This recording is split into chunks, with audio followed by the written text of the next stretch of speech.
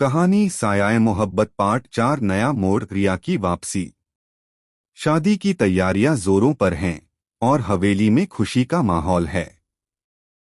लेकिन सुबह 9:10 बजे जब पूरा परिवार मंदिर में पूजा के लिए इकट्ठा होता है, एक धमाका होता है। हवेली के मुख्य द्वार पर एक गाड़ी रुकती है और उससे रिया उतरती है, लेकिन इस बार उसके साथ एक नकाबपोश व्यक्ति है। वह चिल्लाती है, हरी मल्होत्रा, आज तुम्हारा आखिरी दिन है। नकाबपोश के हाथ में एक पिस्तौल होती है और वह सीधे हरी की ओर बढ़ता है। प्रीति और राहुल तुरंत हरी को बचाने के लिए आगे आते हैं। नकाबपोश की नीयत समझते हुए राहुल उसे पकड़ने की कोशिश करता है, लेकिन वह भाग जाता है, leaving behind a small pendant. Preeti उस पेंडेंट को उठाती है और देखती है, यह वही पेंडेंट है जो उसने बचपन में अपनी माँ के पास देखा था।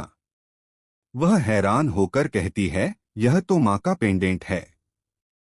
लेकिन माँ तो कई साल पहले चली गई। हरी का चेहरा पीला पड़ जाता है और वह कमरे में चला जाता है। अतीत का सच। राहुल और प्रीति हरी से सवाल करते हैं। हरी आखिरकार टूटकर कहते हैं, तुम्हारी माँ नहीं मरी प्रीति, वह मुझे छोड़कर चली गई थी क्योंकि मैंने उससे एक गलती की थी। मैंने सुनील की बेटी के साथ एक सौदा किया था जिसे तुम्हारी माँ ने गलत समझा। वह पेंडेंट उसी का है और शायद वह अब वापस आई है। प्रीति और राहुल दोनों स्तब्ध रह जाते हैं। क्या उनकी माँ वाकई जिंदा है और क्या वह नकाबपोश के पीछे है? इसी बीच रिया हवेली के एक कोने में छिपकर फोन पर बात करती है। हाँ, सबूत तैयार हैं। जल्दी करो वरना हमारा प्लान फेल हो जाएगा। प्रतीत होता है कि रिया और नकाबपोश, जो शायद प्रीति की मां है, एक बड़े षड्यंत्र में शामिल हैं। संघर्ष और खुलासा।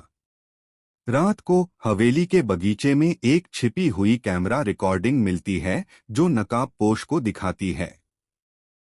राहुल उस वीडियो को ध्यान से देखता है और एक आवाज पहचानता है। यह वही आवाज है जो उसने बचपन में सुनी थी जब वह अपनी माँ के साथ था।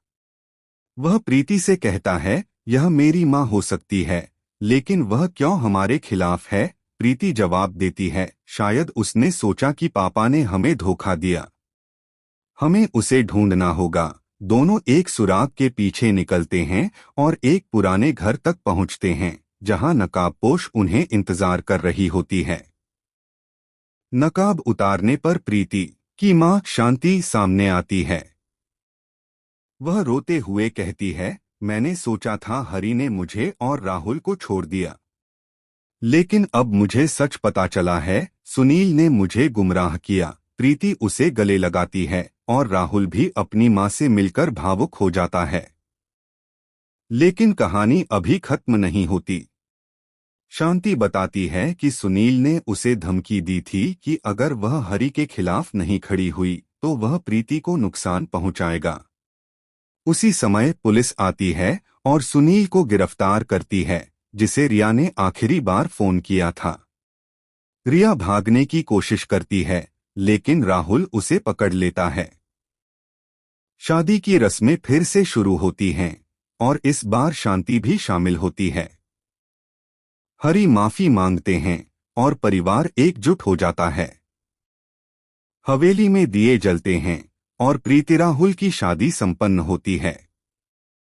लेकिन रिया की आखिरी नजर में एक चिंगारी दिखती है जो इशारा करती है कि वह भविष्य में वापस आ सकती है।